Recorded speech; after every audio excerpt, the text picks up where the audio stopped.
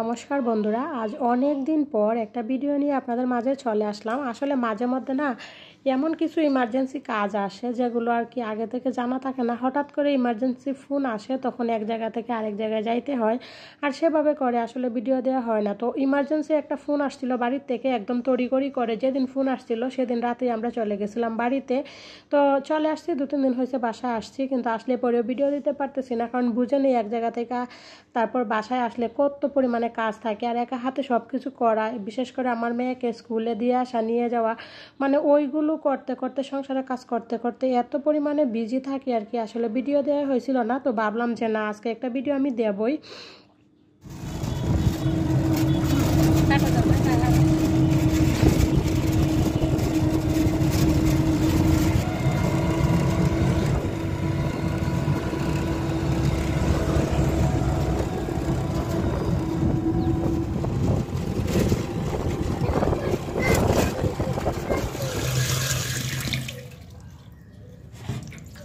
তো good morning বন্ধুরা, welcome back to my new another blog. কেমন আছেন আপনারা সবাই? আশা রাখছি যা যেখানে আছেন সবাই খুব ভালো আছেন, সুস্থ আছেন, আর আমরা আপনাদের দোয়া, ভালোবাসা এবং ভগবানের আশীর্বাদে ভালো আছি। তো এই ভিডিওটা হচ্ছে বেশ কিছুদিন আগের, মানে যেদিন আমরা বাড়িতে চলে যাব আর কি, তার আগের দিনের ব্লগ। তো ওই তো সকালে ঘুম থেকে উঠে বাসি কাজকর্ম করে স্নান টান করে পূজা টুজা দিয়ে মেয়েকে স্কুল থেকে নিয়ে আসলাম। আইসা একটু চাটা করে খেয়ে নিচ্ছি।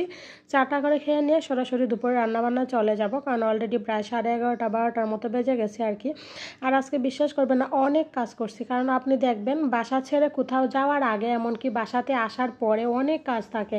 ঘরদর ক্লিন করা, গোছানো, পরিষ্কার পরিচ্ছন্ন করা, ফার্নিচার ক্লিন করা, পরিষ্কার পরিচ্ছন্ন করা, কাপড় চাপড় ধোয়া, তারপর হচ্ছে ব্যাগ ধোয়া, জুতা মোজা ধোয়া, অনেক কাজ থাকে। তো সেইগুলো করতে করতে অলরেডি আমি টায়ার্ড হয়ে যাচ্ছি। আর আজকে না মাথাটা এত পরিমাণে ধরছে, এত পরিমাণে ব্যথা করতেছে, আমার মন চাইতেছে না যে আমি কোনো কিছু করি, কিন্তু যতই হোক করতে তো হবে অবশ্যই। একা মানুষ যদি রান্নাবান্না না করি, দুপুরে কী খাবো, আর বাবু সাইড থেকে এসে কী খাবে, তো টেনশন তো একটা থাকেই। তো যাই হোক, শত অসুস্থ নিয়েও রান্নাবান্নাগুলো করতেই হবে। কিভাবে বসে বসে খাইতে, আর এইদিকে এই যে দেখেন আমি দুপুরে রান্নাবান্নার তোড়জোড় শুরু করে দিলাম, ভাত বসিয়ে দিচ্ছি। এখন দুপুরে রান্নাবান্নাগুলো করে নিব। ভাতের ফেনা চলেই আসছে।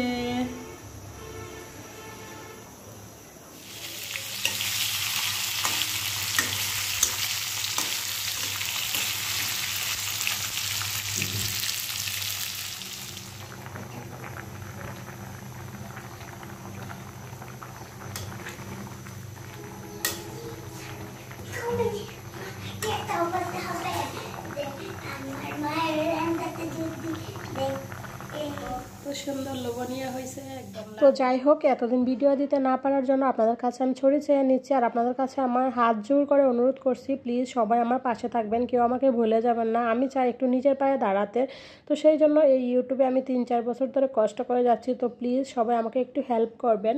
তো যাই হোক, তারপর হচ্ছে বিকালবেলা দুপুরে খাওয়া দাওয়ার পরে আজকাল কোনো রকম রেস্ট নেই নাই, যেহেতু কালকে বাড়িতে চলে যাব, মাথায় অনেক টেনশন। সব কিছু একদম সুন্দরভাবে পরিষ্কার করে পরিচ্ছন্ন করে রেখে দিয়ে যাব। তো সেই জন্য এক এক করে ঘরের যত ফার্নিচার ছিল সবগুলো আমি ক্লিন করে নিছি, আর রান্নাঘরটা একদম দুপুরে রান্নার পরেই আমি রান্নাঘর খুব সুন্দরভাবে ডিপ ক্লিন করে রেখে দিছি। তো এখন এক এক করে যতগুলো ফার্নিচার ছিল সেগুলো ক্লিন করে নিচ্ছি। তো অফ ক্যামেরাতে আমার রুমের যে ফার্নিচারগুলো আছে, খাট, ওয়ার্ড্রোব, ড্রেসিং টেবিল, সেগুলো আমি ক্লিন করে নিছি। তারপর সৃষ্টির রুমের যে খাট আছে, পড়ার টেবিল, ওইগুলো আমি ক্লিন করে নিছি। তো এখন চলে আসছি ডাইনিং রুমে। তো ফ্রিজটা একটু ক্লিন করে নিলাম, তারপর ডাইনিং টেবিলটা ক্লিন করে নিতেছি, তারপর এক এক করে প্রত্যেকটা ফার্নিচার ক্লিন করে নিব। আর এদিকে দেখতেছেন আমার মেয়ের অবস্থা, মেয়েও কিভাবে কাজ করে দেখছেন, আমি যা করছি ও দেখছে, এখন সেম আমার মতো করার চেষ্টা করতেছে। তো কোথাও যাওয়ার আগে আমি ঠিক এইভাবেই আমার ঘরটাকে একদম সুন্দর পরিষ্কার পরিচ্ছন্ন করে গুছিয়ে গাছিয়ে পরিপাটি করে রেখে দিয়ে যাই। আবারও এসে এরকম পরিষ্কার পরিচ্ছন্ন করে একদম ক্লিন করে পরিষ্কার পরিপাটিভাবে আমি আমার ঘরটা গুছিয়ে রাখি। তো যেহেতু চলে যাব সেজন্য একদম ক্লিন করে সুন্দরভাবে গুছিয়ে রেখে যাচ্ছি।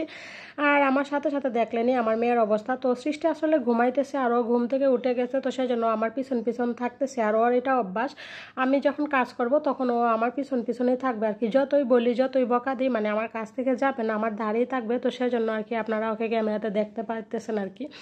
আর ও এই যে দেখেন, পারুক বা না পারুক আমার সাথে চেষ্টা করতেছে আর কি কাজ করার জন্য।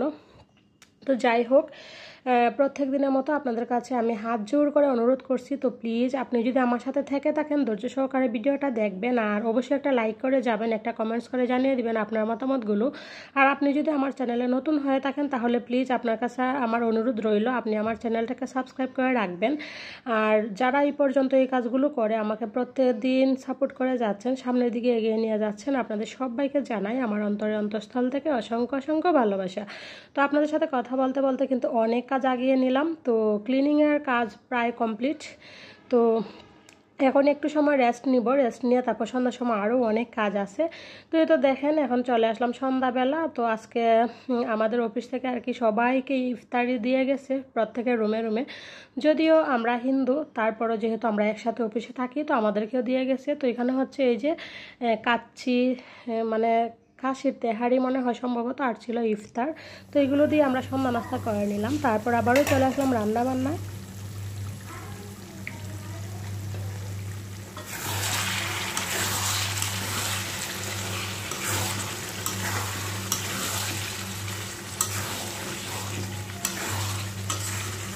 প্রত্যেকবার যখন কোথাও যাই তো আসার দিন কি করি, হোটেল থেকে খাবার নিয়ে আসতে হয়। তো ওর বাবু প্রত্যেকবার মোরগ পোলাও নিয়ে আসে, হয়তো বিরিয়ানি নিয়ে আসে, এভাবে দেখা যায় কি 500-600 টাকা শুধু খাবারই লেগে যায়।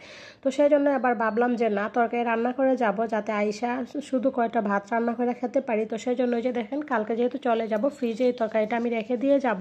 তো সেই জন্য মাংসটা রান্না করে নিলাম আর কি, এখন ডাইরেক্ট ফ্রিজে রেখে দিব একটু পরে। আর আজকের মতো ভিডিওটা এখানেই শেষ করলাম। সবাই ভালো থাকবেন, সুস্থ থাকবেন, বাই বাই।